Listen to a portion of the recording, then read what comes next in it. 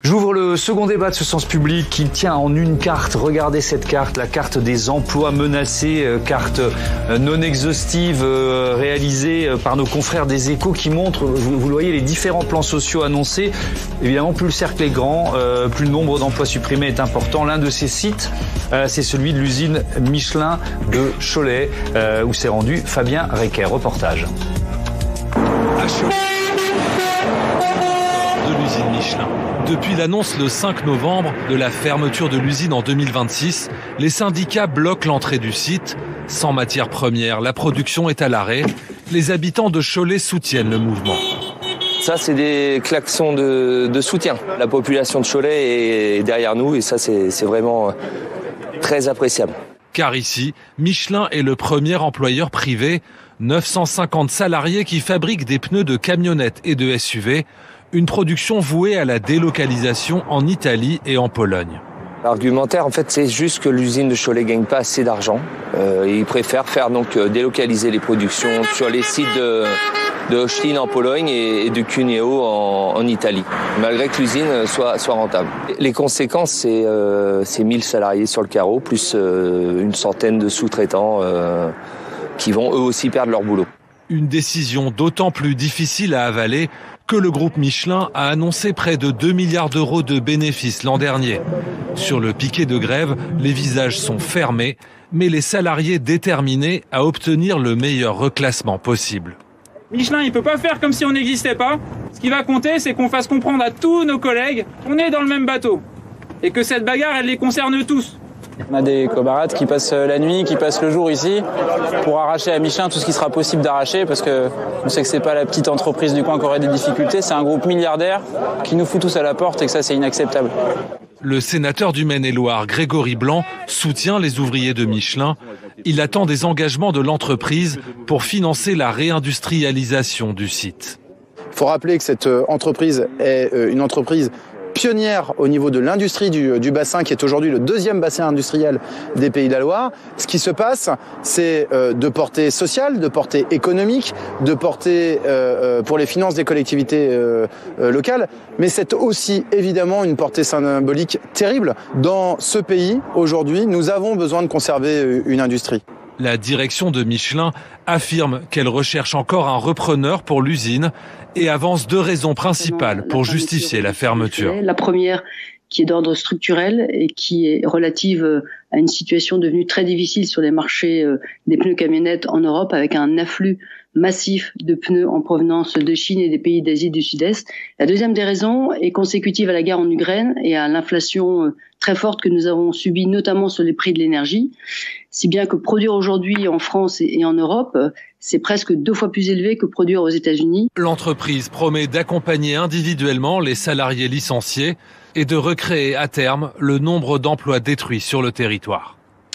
Face à cette vague de plans sociaux, comment sauver les usines françaises? On en débat avec Stéphanie Villers. Bonsoir. Bonsoir. Bienvenue, vous êtes économiste et conseillère économique à PwC France. Alexandre Ouizy, bonsoir. Bonsoir. Et bienvenue, sénateur socialiste de l'Oise. Vous êtes économiste également. Antoine Fouché, bonsoir et bienvenue. Bonsoir. Ancien directeur de cabinet de Muriel Pénicaud, président du cabinet Quintet et auteur de ce livre « Sortir du travail qui ne paye plus », paru aux éditions de l'Aube. Évidemment, Sophie Dravinel, éditorialiste politique, est là. Et ça tombe bien, parce que j'ai besoin de vous. Je commence par le constat 200 plans sociaux recensés dans toute la France, chiffre qui devrait monter à 250 dans les prochaines semaines. C'est la CGT qui nous dit ces chiffres. Est-ce que, Stéphanie Villers, cette vague de plans sociaux, on commence par ce constat, elle était prévisible? Et puis, question subsidiaire, est-ce qu'il y a vraiment une aggravation importante? Alors, il y a déjà plusieurs facteurs, mais le principal, et on s'y attendait, c'est la fin, en fait, des prêts garantis par l'État et la nécessité de les rembourser. Et en fait, lorsque l'État est venu en soutien de l'ensemble des entreprises à partir de 2020, l'État a aussi aidé les entreprises qui étaient déjà dans une situation de faiblesse. Et elles auraient fait faillite sans ce type d'aide. Donc en fait, ça les PGE, les prêts garantis par l'État, ça a permis de maintenir les entreprises les plus fragiles en vie pendant toute cette période. Mais maintenant qu'il s'agit de rembourser, eh bien, on savait que de toute manière, on allait avoir une hausse des défaillances d'entreprises, et c'est ce qui est en train réellement de se passer. C'est beaucoup plus important que la même période de l'année dernière ou des années précédentes. Alors la Banque de France nous donne les chiffres. Oui. En fait, il y a eu 9% de défaillances d'entreprises de plus au mois d'octobre 2024 si on compare à la période d'avant crise Covid, c'est-à-dire sur la période 2010-2019. Eh bien, il y a eu aujourd'hui, il y a eu 9% de plus. Donc bon, c'est plus, mais c'est pas totalement non plus alarmant. Oui, évidemment pour les salariés, pour celles et ceux qui sont dans les usines concernées, c'est pas du tout la même perception. On parle de quoi, Alexandre Houzy, de secteurs entiers de notre économie qui souffrent aujourd'hui? Ce qui se passe, c'est que déjà dans l'industrie, au-delà de la question du PGE, qui concerne toute l'économie, il y a un sujet spécifique dans l'industrie, si vous voulez. Et ce sujet spécifique, il vient du coût de l'énergie. La question du coût de l'énergie, elle est centrale, et on voyait déjà depuis de longs mois que la consommation énergétique manufacturière baissait. Et quand cet indicateur baisse, qu'est-ce que ça veut dire? Ça veut dire que dans les mois qui viennent, les usines ne tournent pas à fond et que donc il va y avoir des sujets. Donc il y a quand même, je pense, depuis quelques mois, la vue de ce qui est en train de se passer. Ensuite, on a des sujets sectoriels extrêmement importants et qui sont liés aussi à des concurrences internationales. C'est ce qui a été évoqué chez Michelin, mais on peut parler de tout le secteur automobile. Moi, j'ai dans mon département un sous-traitant de l'industrie automobile qui s'appelle Forvia, qui vient d'annoncer aujourd'hui même un PSE de plus de 100 personnes, parce que dans le secteur automobile, la transition vers l'électrique implique des mutations et il y a moins de pièces dans une voiture électrique, je vous raconte pas tout ça. Et en plus, il y a la question de ce qui s'est passé avec la Chine qui a mis en place un plan d'action, ce qu'on n'a pas fait, pour avoir son industrie qui était prête, qui est sursubventionnée, qui arrive en Europe et qui, avec des constructeurs européens qui sont pas au rendez-vous parce qu'en fait, la manière dont l'État et les constructeurs travaillent en Europe est dysfonctionnelle par rapport à ce que eux ont réussi à faire, et on se retrouve dans une situation extrêmement difficile. Donc il y a évidemment les PGE qui sont, mettons, le fond de l'air qui fait qu'il y a eu moins d'un moment de défaillance parce que c'est PGE, mais il y a aussi des données structurelles inquiétantes pour l'industrie, parce que c'est notre sujet de ce soir. Oui, on est vraiment autour de l'industrie. Sur la question industrielle, il y a, à mon avis, des choses inquiétantes à surveiller. Justement, Antoine Fouché, il y a une désindustrialisation, il faut prendre son souffle avant de prononcer ce mot, qui date pas d'aujourd'hui, d'hier ou même d'avant-hier. Donc on est dans une tendance qui continue, qui s'aggrave. Comment vous l'analysez, ça ? Le risque, c'est que la désindustrialisation reprenne.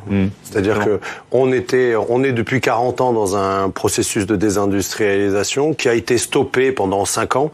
On n'a pas réindustrialisé depuis 5 ans. Ça, les chiffres le montrent. On a stoppé la désindustrialisation. Ce qui était déjà pas mal. Ce qui était pas mal, parce que ça faisait 40 ans qu'on essayait, qu'on n'y arrive pas. Donc c'est mieux que rien. Mais le risque aujourd'hui, c'est que la tendance de long terme reprenne. Et c'est très inquiétant pour nous à plusieurs titres. Deux, très rapidement. Le premier, c'est que on a peu conscience de ça, mais en industrie manufacturière, c'est-à-dire quand on prend l'industrie, moins l'énergie. On est déjà en pourcentage de la valeur nationale, pourcentage du PIB, le pays le plus désindustrialisé d'Europe, avec Chypre et la Grèce. On est derrière l'Italie, le Portugal, la Lettonie, la Pologne. Je vais pas tous les faire, mais on est l'un des pires pays d'Europe en termes de désindustrialisation. On est déjà l'un des plus désindustrialisés. Et les conséquences que ça a là-dessus, évidemment, c'est toutes les conséquences sociales dans les territoires avec des usines qui ferment. Et si l'usine, évidemment, ferme et que c'est remplacé par des emplois, ça sera sûrement pas des emplois industriels. Donc ça sera des emplois moins payés, des emplois de services moins qualifiés, ce qui amène l'économie française vers une déqualification qu'on observe dans toutes les statistiques internationales où on a décroché au niveau de notre qualification. Et puis, évidemment, une économie plus désindustrialisée, contrairement à l'Allemagne, à l'Europe du Nord, etc. C'est une économie dans laquelle les salaires progressent plus, et ça fait des conflits sociaux. Est-ce que vous êtes aussi pessimiste, Stéphanie Villers, parce qu'il y a aussi des secteurs qui vont mieux, qui progressent. C'est un vrai constat, mais c'est resté sur les schémas traditionnels. Et aujourd'hui, en fait, on peut pas dire l'Allemagne a réussi. L'Allemagne, effectivement, a réussi à rester industrielle sur les 20 dernières années, mais elle est encore elle est en train de le payer très cher. Elle est en récession. Son modèle fait faillite parce qu'elle dépendait trop de l'énergie russe.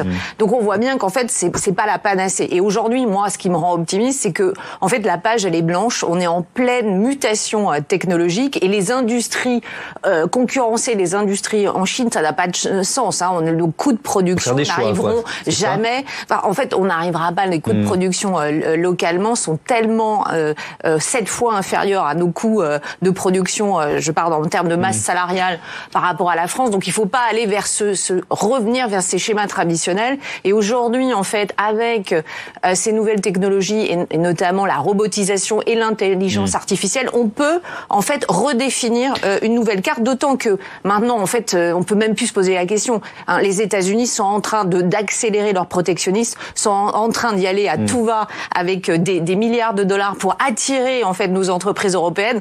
Donc en fait, on peut même plus essayer de faire le constat passé. Il faut vraiment être plus dans l'optimisme et y croire. Bon, je rebondis sur ce que vous dites, peut-être sur les choix. Alors là, c'est vraiment des choix politiques, quoi. C'est-à-dire, est-ce que on aide, on subventionne plutôt des secteurs d'avenir, ou est-ce qu'on continue de dépenser de l'argent pour sauver des secteurs qui, je reprends les arguments de Stéphanie Meyer, qui potentiellement sont condamnés à terme, parce que de toute façon, le coût du travail en France et en Europe sera toujours plus élevé qu'en Chine et en Asie du Sud-Est. Non, mais l'industrie, c'est d'abord de la géopolitique. C'est-à-dire qu'en effet, les Américains, ils ont fait un choix qui est celui du découplage. Ils organisent une forme de découplage. Leur dépendance à la Chine, ils ont décidé de s'en défaire. Et donc, ils organisent le découplage de leur économie par rapport à la Chine.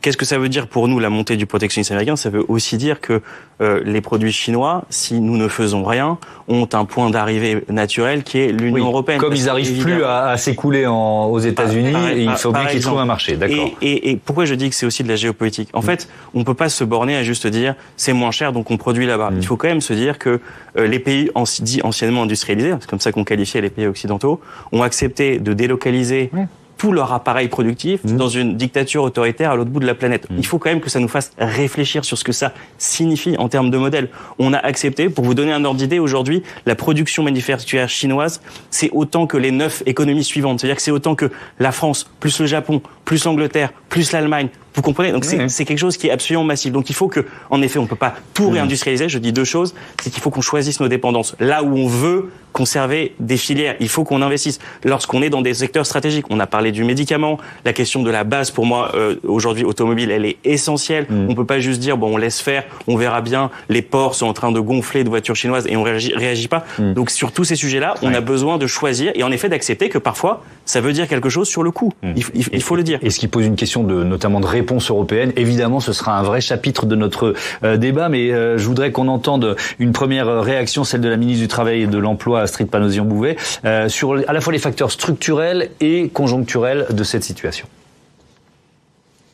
Cette situation est la conséquence d'une part de transformations structurelles dans certaines filières, des transformations au long cours qui touchent aujourd'hui l'automobile, la chimie, la grande distribution, mais également des facteurs conjoncturels. La question du coût de l'énergie, la question du durcissement des conditions commerciales, en particulier chinoises, indiennes et américaines. Toutes les réponses, je dis bien toutes les réponses, qu'elles viennent du ministère de l'économie, de l'industrie, de l'écologie, comme du travail, doivent être mobilisées, que ce soit sur le plan offensif ou défensif. Je voudrais qu'on parle d'abord des causes structurelles. Antoine Fouché, les industriels français sont-ils désavantagés et pourquoi? On va parler de coût du travail, j'imagine, de charges. Oui, pour 3 choses, ça a été c'est assez bien documenté. Maintenant, depuis qu'on se désindustrialise beaucoup plus que les autres. Et en fait, le schéma traditionnel, si je peux me permettre, c'est d'accepter la désindustrialisation. La modernité, c'est plutôt ce que les États-Unis, avec Biden, ont commencé à faire. C'est-à-dire, comme le disait Monsieur le Sénateur, on est dans un nouveau monde, et donc désindustrialiser, c'est ça s'affaiblir. C'est plus se tertiariser. Ça, c'est le schéma des 40 dernières années. Mais je reviens sur les causes de désindustrialisation. Les cailloux dans notre sac à dos, quoi. Oui, c'est ça. C'est-à-dire qu'il n'y a pas d'indépendance, il n'y a donc pas de liberté. L'indépendance, c'est la liberté. Et il n'y a pas à la fin d'économie prospère s'il n'y a pas d'industrie. le tout service, c'est l'appauvrissement. Et c'est ce qui se passe en France. Hein. On n'a jamais le pouvoir d'achat a jamais aussi peu augmenté depuis qu'on est désindustrialisé, et c'est la première cause de faiblesse, d'augmentation du pouvoir d'achat. Je viens sur votre sujet très vite, pardon. C'est les causes structurelles. C'est les charges, effectivement. Alors c'est les impôts de production et le coût du travail, tout mis ensemble. Rexecode chiffre ça post-pacte de responsabilité et baisse des charges initiées par le gouvernement précédent sous le précédent quinquennat. Il y a 30 milliards d'écart encore de différence. Le deuxième facteur, c'est, comme l'a dit monsieur le sénateur, l'énergie. C'est-à-dire que, et là aussi c'est un choix, hein.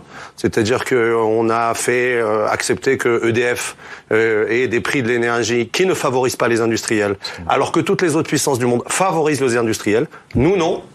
Pareil sur la fiscalité de la production et les coûts du travail. C'est une fiscalité anti-industrielle. On pourrait financer le même modèle de protection sociale, exactement le même, même garantie, avec d'autres ressources. Nous, on fait peser ça sur l'industrie. Et le troisième exemple que je donnerais, c'est sur la réglementation. À chaque fois, c'est difficile, hein, mais zéro artificialisation nette, par exemple, c'est nécessaire pour l'environnement. Mais si c'est trop restrictif, avec aucune soupape de sécurité ou d'assouplissement pour l'industrie, ça fait quoi? Ça fait que c'est difficile de trouver du foncier en France, et donc ça fait que c'est plus difficile de mettre des usines, et donc les usines elles vont ailleurs. Alors est-ce que ça veut dire que la politique de l'offre, Stéphanie Miller, n'est pas allée assez loin si on veut rattraper ces boulets structurels pour l'industrie française? Ça a commencé. En fait, moi, je pense que ça a commencé quand même pas mal, parce que depuis 2015, on voyait que l'investissement des entreprises était reparti. Et en fait, dommage. En fait, c'était plutôt la politique de la demande qui avait véritablement pas fonctionné. La suppression de la taxe d'habitation, ça n'a pas donné finalement de plus de pouvoir d'achat. Tout le monde a mis de côté et l'épargne a augmenté. Donc non, le choc d'offres a véritablement fonctionné. Ce qui n'a pas fonctionné, en fait, c'est sur cette année. En fait, les entreprises, ce qu'elles veulent, en fait, c'est un cadre, une certaine forme de visibilité, une stabilité de la politique économique. Alors là, malheureusement, la stabilité, c'est pas, et puis ça risque pas de s'arranger. Oui, mais c'est pas uniquement. Voilà, mais c'est une vraie menace, parce que depuis cette année, on voit que l'investissement des entreprises chute. Ça, des entreprises françaises et des entreprises étrangères ou des investisseurs étrangers qui se posent la question de venir on n'est plus dans le cadre d'attractivité et même en fait si on interroge PwC lorsqu'ils interrogent les entreprises françaises, les entreprises disent en fait on n'est pas si pessimiste que ça, parce qu'on croit quand même que les prix de l'énergie sont en train de baisser, les taux d'intérêt aussi sont baissés, on a l'impression que les pressions inflationnistes sont derrière nous, donc les entreprises françaises, elles sont en train de courber le dos, les industries comprises, parce que certaines industries vont mal, mais il y en a d'autres qui vont bien, l'aéronautique, la construction navale, enfin il y a quand même des secteurs qui quand même restent dynamiques. Et en fait, les entreprises sont en train de dire que le consommateur, en fait, il est parvenu, en fait. Le problème, et en fait, quand même, une entreprise, son chiffre d'affaires, c'est fait par la consommation des ménages. Donc il y a cette espèce d'attentisme où les entreprises se disent mais ça revient quand en fait. Un mot là-dessus, ensuite on parle de la réaction du gouvernement actuel de Michel Barnier. Vous vouliez intervenir? Oui, justement, moi j'ai quand même un désaccord sur ces histoires de politique de l'offre qui sont allées assez loin. Mais je peux vous expliquer pourquoi, parce qu'en fait c'est un désaccord sur aussi la manière dont cette politique est construite. C'est en fait un espèce de gigantesque saupoudrage, et je bats ma coule pour ce que nous avons fait avec le CICE. En fait, la réalité c'est que au-delà de 2-3 SMIC dans ce pays, il n'y a plus de chômage. Donc en fait cet argent, on peut le prendre et on peut faire de la politique de filière et de la politique sectorielle, etc., etc. Et je crois que notre vrai problème, c'est cette incapacité à faire travailler la puissance publique avec des objectifs politiques de long terme d'un point de vue industriel. Si vous allez chez un industriel, c'est 5, 8, 10 ans les échéances sur les grosses industries. Donc en fait, moi je pense qu'on a surtout fait un peu n'importe quoi. C'est-à-dire qu'aujourd'hui, qu'il y ait du crédit impôt recherche qui finance l'innovation dans la banque et les assurances, quand on sait que l'innovation bancaire, ça n'a pas produit toujours des choses formidables, ça a même produit des superbes crises financières, je préférais qu'on fasse du crédit impôt recherche pour le secteur industriel, vous voyez. Donc en fait, c'est aussi les choix politiques. On a fait un espèce d'énorme saupoudrage pour faire monter les marges partout. C'est pas comme ça qu'il faut faire. Voilà, c'est une mauvaise manière de faire de la politique de l'offre. Alors, intéressons-nous avec vous, Sophie, au Premier ministre Michel Barnier qui tente de rassurer. Eh bien oui, disons du moins, il tente d'atténuer les dégâts face à un horizon noirci de licenciements massifs et pas seulement dans les grands groupes. Le chef de gouvernement sait que les Français sont inquiets. 83% d'entre eux déjà pensent que le chômage va significativement augmenter. Thomas, dans les mois à venir, c'est un sondage ELAB pour BFM TV qui nous le dit. Et le 14 novembre donc, dans un entretien à Ouest France, Michel Barnier a annoncé la création d'une task force entre tous les ministres concernés, travail, industrie, finances, budget, pour apporter des réponses rapides à chaque situation particulière. Alors une task force, c'est moins facile à prononcer, mais c'est toujours mieux que la traduction française, groupe de travail. On entend le mot force et on devine la puissance. L'ambiance est militaire. Nous sommes dans une unité opérationnelle et donc réduite, efficace, rapide, une promesse de succès. C'est aussi un mot à la mode à Bruxelles, il faut le savoir, une expression appréciée de Michel Barnier en particulier, qui en 2016 avait créé la Task Force 50, avec mon bel accent anglais, sur le Brexit, on s'en souvient. Effectivement, mais quel est l'objectif concret du Premier ministre? Eh bien, il veut poser un constat déjà, ce constat qui ne manque jamais de faire, celui de sa connexion avec le terrain. Je sais, a-t-il donc dit à Ouest France, je cite, « Pour avoir été longtemps élu local, combien chaque restructuration, chaque défaillance d'entreprise est un drame pour tant de familles, pour toute une région. » Et il fait une promesse à ce terrain, accompagner, dialoguer avec les entreprises, s'assurer qu'elles trouvent des solutions de reconversion pour leurs salariés et chercher des repreneurs pour les sites à chaque fois que c'est possible. Nous n'en savons pas beaucoup plus. Pour le moment, c'est difficile dans les cabinets, les conseillers. Les ministères ne sont guère bavards sur cette task force. Vous avez voulu en savoir plus sur cette task force. On ne vous a pas donné beaucoup d'infos. Non, pas beaucoup. Michel Barnier qui demande aussi des comptes aux entreprises face à l'utilisation de l'argent public. Absolument. Il l'avait déjà marqué, cette volonté, le 5 novembre à l'Assemblée nationale. On l'écoute. J'ai le souci de savoir ce qu'on a fait dans ces groupes de l'argent public qu'on leur a donné. Je veux le savoir. Et donc, nous allons poser des questions et nous verrons si cet argent a été bien ou mal utilisé pour en tirer les leçons. Une posture guerrière donc, mais à part s'indigner et tenter de toucher les entreprises au porte-monnaie, le gouvernement qui est arrivé en septembre, peut-il vraiment faire grand-chose contre les fermetures d'usines et les licenciements collectifs? En réalité, c'est un peu en amont que ça se passe à l'heure de la définition d'une politique économique et industrielle. Effectivement, c'est ce qu'on disait les uns et les autres. Merci beaucoup, Sophie. Je vais reprendre ce que disait le premier. Je veux savoir ce que ces groupes ont fait de l'argent public qu'on leur a donné. Nous allons poser des questions. Nous verrons si cet argent a été bien ou mal utilisé. Pour en tirer les leçons, Alexandre Ouzy, quand vous entendez ça, j'imagine que vous approuvez. Il faut demander des comptes aux entreprises, aux grandes entreprises peut-être qui ont touché de l'argent public et qui aujourd'hui disent on va fermer une usine. Si oui, il faut demander des comptes, mais là on est quand même dans la pensée magique de l'Assemblée qui essaie de marquer une forme de volontarisme alors qu'on est à la falaise.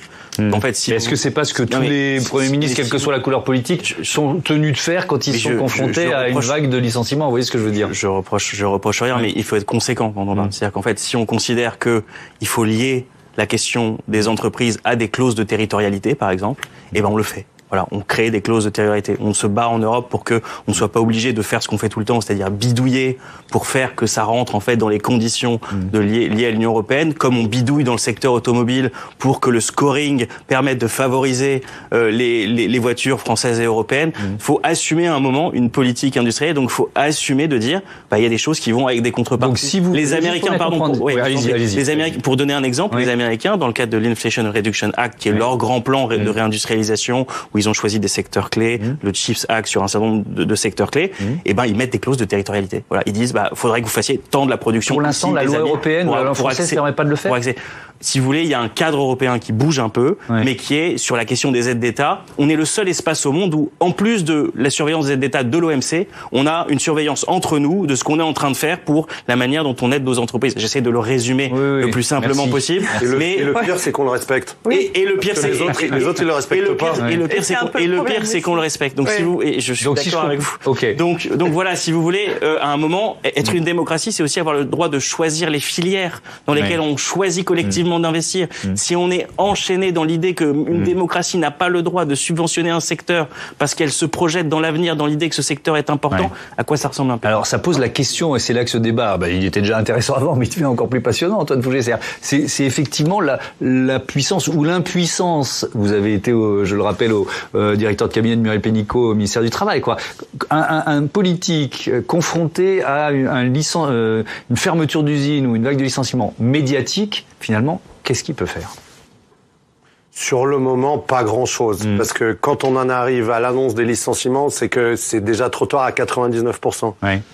En revanche, ce qu'il peut faire quand même, c'est mettre en accord les discours et les actes, et 2, à minima, ne pas faire le contraire de ce qu'il dit. Ouais. Or là, le budget, il est anti-industriel. Le PLF 2025, à ce stade, tel que présenté par le gouvernement, après on verra, mais il est anti-industriel sur 2 choses.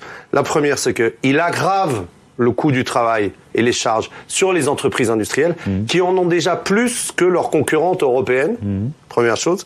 Et deuxième chose, il ne fait rien sur le prix de l'énergie. Absolument rien. Donc, là où il y a des handicaps, on corrige pas. Et là où il y a déjà des handicaps, on les alourdit. Tout en disant aux entreprises, mais qu'est-ce que vous faites de l'argent public ? C'est se moquer du monde. Vraiment, c'est se moquer du monde. Et il y a de quoi vraiment être en colère parce que notre désindustrialisation, c'est un choix collectif national. C'est nous, Français, qui avons fait les choix qui ont créé la désindustrialisation. D'autres pays européens ont fait d'autres choix et sont à une autre situation aujourd'hui. Puis après, il y a l'irresponsabilité européenne. Oui. Ça, c'est clair. C'est-à-dire que les Chinois ont une politique très volontariste. Oui. Les Américains aussi. Et nous, non. Ça, on détaille ça dans un instant parce qu'on va se comparer à d'autres pays d'Europe, savoir s'ils sont confrontés aux mêmes difficultés en termes de vagues de licenciements. Mais je veux bien vous entendre, Stéphanie Villers, là-dessus sur la capacité finalement à continuer de faire venir des investisseurs, parce que c'est ça le débat qu'on a, c'est rouvrir des usines ou empêcher d'enfermer, lié à d'éventuelles subventions. Il faut draguer parfois des investisseurs étrangers pour qu'ils viennent dans notre pays et pas dans d'autres, avec ou sans clause de conditionnalité, de territorialité, c'est ce qu'on a expliqué tout à l'heure. On a les bonnes armes ou on les a pas? En fait, même si on les avait, on fait face quand même à une concurrence américaine qui est disproportionnée par rapport à nous. Lorsque les États-Unis annoncent un plan de soutien de 350 milliards de dollars, si nous on arrive avec 50 milliards, c'est au maximum. Donc on peut pas concurrencer avec nous les Français. À nous les Français. Mais même Français, on peut même pas. Européens, faudrait qu'on se mette d'accord. Donc ça c'est le sujet que j'ai compris d'après. Donc je n'évoque pas. Mais rien qu'au niveau français.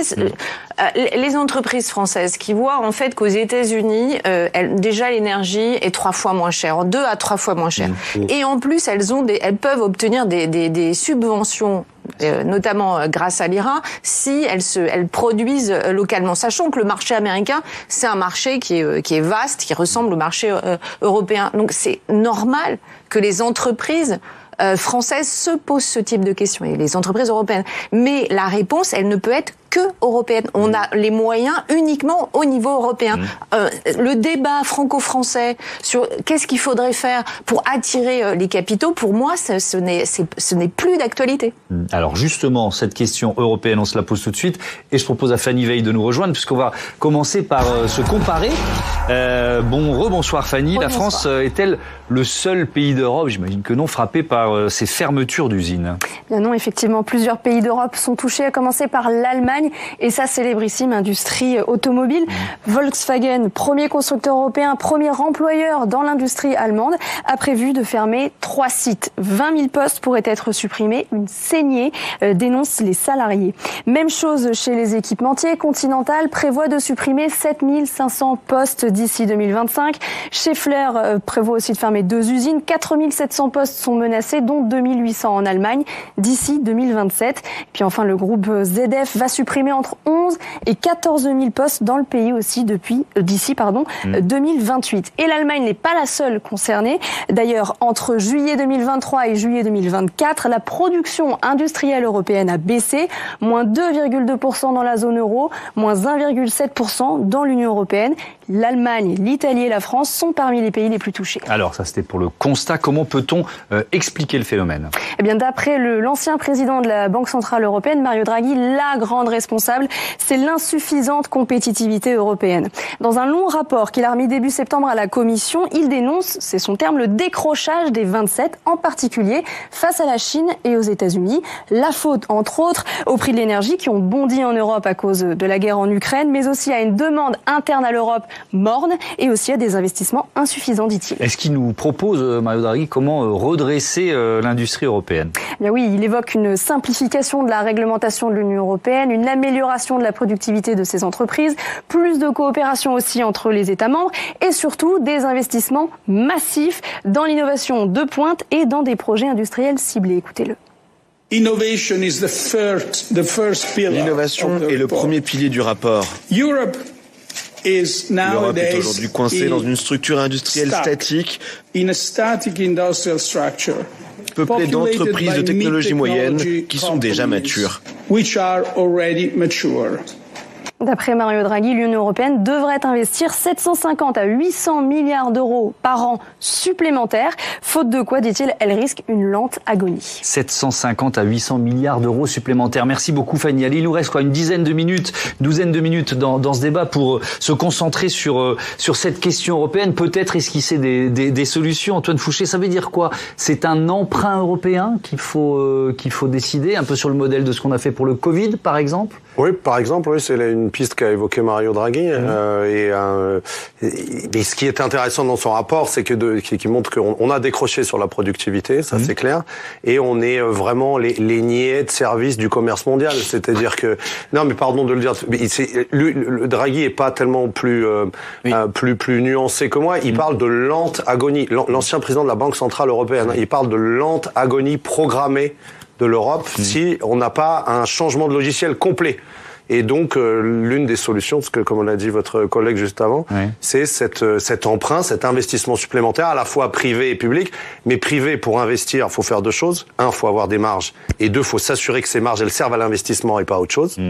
Et la deuxième chose, c'est de l'investissement public, où là, ça, c'est une capacité d'emprunt, mais ça suppose qu'on ne soit pas trop endetté non plus pour qu'on accepte de nous prêter de l'argent. Et c'est pour ça qu'il faut que ce soit un emprunt européen, parce que il faut que les pays moins endettés acceptent que vous voyez ce que veut dire que tout le monde emprunte ensemble, alors que la France est à 3300 milliards de dettes, quand l'Allemagne État, je ne sais, j'ai pas le chiffre, mais beaucoup moins, quoi. La discussion est difficile parce que c'est pas dans le logiciel allemand qui considère que, en fait, quand on emprunte de l'argent qu'on n'a pas, c'est le début de l'appauvrissement. Et dans leur histoire, enfin, il faut essayer de les convaincre, mais faut aussi comprendre pourquoi c'est très difficile pour eux. Dans leur histoire, ça s'est très très mal fini quand ils ont dépensé plus d'argent que ce qu'ils avaient. Donc, voilà. Oui, mais là, ça risque aussi de mal se finir s'ils ne le font pas. C'est pour ça qu'on a des chances peut-être de le convaincre. Mais eux nous répondent, écoutez, si nous, on est capable de faire l'investissement, si on monte au niveau de dépenses publiques qui est le vôtre, sauf que au lieu de faire comme vous, et en surinvestissement sur le social et la protection sociale, on surinvestit sur l'avenir. Donc, si tous les pays montent au niveau de dépenses publiques de la France, pas pour faire du social, mais pour préparer l'avenir, le problème est réglé. Donc, investissement, innovation en choisissant les bonnes filières, c'est ce que je comprends à peu près. Exactement. Et vous, Français, vous pouvez pas dépenser plus, certes, mais vous pouvez dépenser autrement, moins de protection sociale et de retraite, et plus de politique industrielle. Est-ce que c'est est-ce que c'est le dogme libéral de l'Europe qu'il faut laisser derrière nous? Parce que finalement, on laisse rentrer tous les marchés, tous les produits venus d'ailleurs, en disant il faut qu'on soit les plus libéraux, la mondialisation super. Voilà. Donc c'est quoi? Faut qu'on devienne protectionniste, faut qu'on fasse comme les autres. On peut pas être pour le libre-échange si on est tout seul. On sera les grands perdants de l'histoire. Ça a été notre ADN pendant des années. Je parle de l'Europe. On a vécu cette mondialisation heureuse qui a largement bénéficié à l'Allemagne, nous moins parce qu'on a fait effectivement des mauvais choix. Aujourd'hui, sachant qu'on est vraiment dans le mouvement inverse, de démondialisation, de plus de protectionnisme, on peut pas. Moi, je trouve que le dernier exemple du Mercosur est assez affligeant. C'est-à-dire que l'Allemagne croit encore que son marché est en dehors de des frontières de l'Union européenne. Je vous rappelle qu'on a quand même créé il y a 20 ans une monnaie unique parce qu'on voulait développer notre commerce intra-zone. C'était quand même intelligent. Et on l'a pas suffisamment développé. Non, en fait, nous, on a décidé de se lancer à 100% dans les services et arrêter notre industrialisation et aller produire en Chine et puis l'Allemagne a voulu vendre en dehors des frontières de la zone euro en bénéficiant d'un euro qui était très compétitif pour elle. Donc de toute manière, les Français et les Allemands, il n'y en a pas un qui pourra attraper l'autre. On a fait des très mauvais choix jusqu'à présent. Aujourd'hui, la France fait le constat qu'il faut faire. C'est-à-dire que quand la France arrive au Brésil pour dire mais non, on peut pas aller vers du commerce à tout va international. Il faut de toute manière, vu l'urgence climatique, il faut qu'on aille vers des circuits courts, qu'on aille vers une production locale agricole dont on dispose. On est en autosuffisance en Europe. On sait qu'on connaît la solution, mais on est inaudible parce qu'effectivement, les Allemands ne veulent pas nous écouter compte tenu de la situation de nos finances publiques. Oui, Alexandre Wizy, ça peut, je rejoins l'argument de Stéphanie Villers sur finalement l'argument environnemental. On peut faire d'une pierre deux coups, c'est-à-dire que en mettant des barrières liées à des critères environnementaux, on peut protéger nos produits qui vont être mieux disants que les autres et les rendre plus compétitifs. J'ai à peu près résumé l'histoire. Vous avez raison, parce qu'en fait, de toute manière, ce sera un mix pour s'en sortir au point où nous en sommes, ce sera un mix de défensif et d'offensif. L'offensif, c'est l'innovation, l'investissement pour les industries d'avenir. Le défensif, c'est en effet ce qui a commencé à exister de manière très ténue aux frontières de l'Europe, c'est l'ajustement climatique aux frontières. En effet, de dire, en fait, si vous produisez dans des havres de pollution où c'est open bar sur tout un tas de sujets qui sont interdits en Europe, quand vous revenez en Europe, votre produit, il faut quand même lui mettre une taxe qui fait que les industriels qui sont sur le sol européen, qui eux sont normés avec des règles, un marché carbone, etc., ils prennent pas le truc en pleine balle, quoi. Je veux dire, sinon c'est impossible et le marché est détruit. Sur l'Allemagne, c'est vrai qu'on a un petit sujet, quoi. C'est-à-dire que pendant des années, l'Allemagne s'est dit, moi je suis sur un positionnement prix par rapport aux Français. Les Français se font bouffer par la concurrence internationale parce qu'ils sont sur des segments, prenons l'automobile, de marché où on faisait des petites citadines, etc. Donc on prenait plein fouet la concurrence internationale. Et nous, on fait des BM et des Audi, et donc il n'y a pas de sujet. Sauf que maintenant, les Chinois, ils font des BM électriques qui taillent des croupières aux Audi, etc. Donc en fait, en effet, il y a une question d'atterrissage, en fait, de principe de réalité. Et je crois pas vraiment que c'est la France le sujet. Pour le coup, c'est en effet de dire, les amis, quand est-ce que vous comprenez que votre modèle exportateur, à un moment, ça ne fonctionne pas. L'idée d'avoir juste des excédents, vous n'y arrivez plus. Donc soit vous revenez dans une logique collective en Europe où en fait votre sujet c'est pas que la concurrence avec la France au détriment de la France et du reste des pays européens, et vous mettez dans une logique collective, ou bien on n'y arrivera pas collectivement. En vrai, on en est là. S'il n'y a pas une prise de conscience en Allemagne, on va au-devant de grands dangers. Il y a un aspect un peu conjoncturel sur les produits chinois, parce que si on dézoome un peu avec le bras de fer Amérique-Chine, les Américains, ils ont pris les mesures que vous avez annoncées, donc ils ont en partie fermé leur marché à des produits chinois qui reviennent vers l'Europe. C'est une partie de l'explication. Oui, c'est ce que Biden a commencé à faire et que Trump a annoncé très clairement. Donc les Chinois sont en train de se dire, mais enfin c'est public, ils n'hésitent pas à le dire. De toute façon, ils sont très puissants. Du coup, on va vendre plus en Europe. Et nous, on fait des groupes de travail pour savoir comment on va réagir. Et à bas prix. Et bien sûr, à bas prix, à des prix, comme disait Madame, défiant toute concurrence. Mais c'est là aussi où pas forcément de meilleure qualité. Si on prend les pneus qui concurrencent les pneus Michelin, ils sont de moins bonne qualité, je pense. Ce que le patron de Michelin disait aussi, c'est à un moment donné, on accepte de faire rentrer sur notre marché des pneus de mauvaise qualité, produits dans des conditions sociales qu'on n'accepterait pas en Europe, et de fermer nos usines sur le sol européen. Qu'est-ce qui nous empêche de fermer la porte ? Rien. L'idéologie ou la volonté politique, c'est le changement de logiciel. Et après, c'est pas que l'Allemagne aussi. Peut-être je dirais deux choses. C'est les petits pays, pas les petits en taille, bien en dignité. Ils ont un modèle structurellement exportateur. C'est-à-dire leur seul moyen d'être riche, c'est d'exporter dans le reste du monde. Si on commence à se défendre davantage avec une politique industrielle et commerciale européenne, ils exporteront moins. Donc les grands pays retrouveront un peu d'oxygène, mais les petits pays, eux, risquent d'être... Donc ça veut dire que ce marché européen dont parlait Stéphanie Villers, il peut, j'essaie de bien comprendre, ne pas suffire à certains petits pays d'Europe. Ça sera moins... C'est plus difficile de leur faire accepter l'idée. Ça suffira pas. Par contre, c'est sûr que les pays très exportateurs, quand vous commencez à avoir un mouvement de repli et de hausse des barrières douanières, ils sont pénalisés, ils sont davantage pénalisés que les autres. Mais je pense que nous, Français, il faut qu'on balaye aussi devant notre porte. C'est-à-dire, seulement parce que je suis dans cette situation, je vais pas prendre la défense de l'Allemagne, mais essayer de se mettre à leur place, parce que oui, je suis d'accord avec tout ce que vous avez dit. C'est d'abord eux le problème, c'est d'abord à eux de bouger.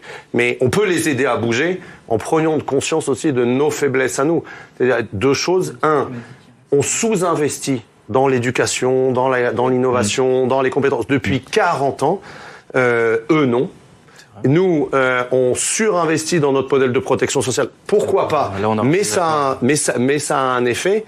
Et donc, on peut pas non plus avoir un choix de société qui est un choix de consommation et demander aux Allemands de le financer. Désaccord là-dessus, parce qu'il y a un désaccord sur ce point-là, c'est que moi, ce que je pense qui est en cause, c'est notre politique économique indiscriminée. C'est-à-dire qu'en fait, de dire on fait toutes les filières de la même manière, que vous soyez dans le commerce, que vous soyez ça, et ne pas choisir l'industrie. Donc vous dites on peut garder le modèle social, mais en choisissant les filières qu'on décide d'aider. Exactement. Bon. Et monsieur dit, il faut aller taper dans le modèle social.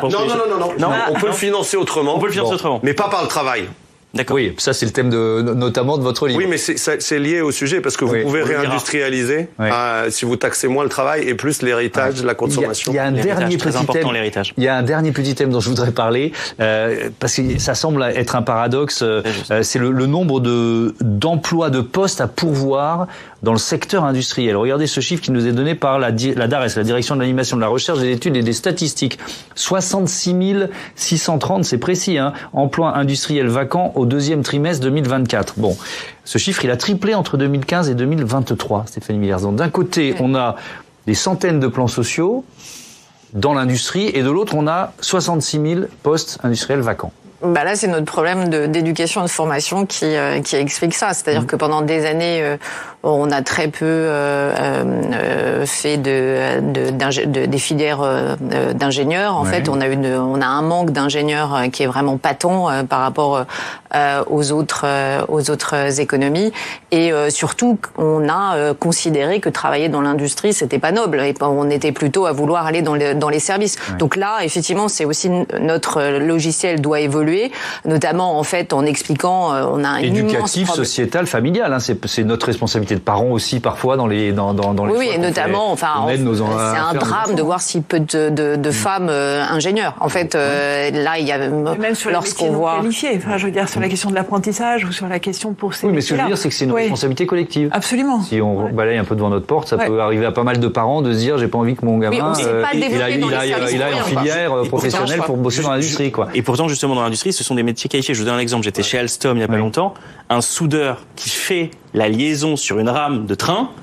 Son métier est essentiel. Donc en fait, ils ont des difficultés de recrutement parce qu'en effet, c'est des activités manuelles de pointe. C'est bien payé. Et bien payé. Donc voilà, le sujet, c'est bien de aussi avoir, en effet, je suis totalement d'accord avec vous, sur en effet avoir un appareil de formation qui est piloté aussi à la demande industrielle de manière. Et ça met des années, des décennies en fait. Voilà, un mot sur ce paradoxe apparent. Oui, c'est une question d'image, mais on n'a rien fait pour la changer. Enfin, les métiers de la famille de l'industrie pourraient faire davantage en rénovant, parce que ça n'a plus rien à voir avec la réalité des métiers de l'industrie. Ce que vous disiez, vous disiez, ça n'a plus rien à voir avec il y a 40 ans. Mais on pourrait faire beaucoup plus si en fait c'est toute une question de volonté du côté de l'État, c'est-à-dire ce que Monsieur le sénateur vient de dire sur la rémunération. On le sait pas. En moyenne, 30%. Les salaires dans l'industrie, ils sont supérieurs à 30% et on progresse beaucoup plus vite. Le terreau de la classe moyenne. Si on avait, exactement. Sans industrie, pas de classe moyenne. Si à la fin d'Affelnet ou à la fin de Parcoursup, à chaque fois qu'on choisit une formation, il y a le salaire prévisible à la fin de la formation qui s'affiche, c'est un gain pour les formations industrielles hyper fortes, mais on n'ose pas le faire. Bon, moralité, si vous devez discuter d'orientation avec vos enfants, vos petits-enfants, je m'adresse à nos téléspectateurs et téléspectatrices, allez dans l'industrie. Voilà, il y a un seul message à retenir de ce débat, ce sera celui-là. Merci beaucoup. Votre livre, Antoine Fouché, Il faut sortir du travail qui ne paye plus, est aux éditions de l'Aube. Merci beaucoup d'avoir participé à ce débat. Je vous dis à lundi. Vous pouvez retrouver nos débats sur publicsena.fr. Vous pouvez les écouter en podcast. Et puis notez que le politologue Martial Foucault sera l'invité de la matinale de Public Sénat demain, 8h du matin, face à Oriane Mancini. Belle soirée.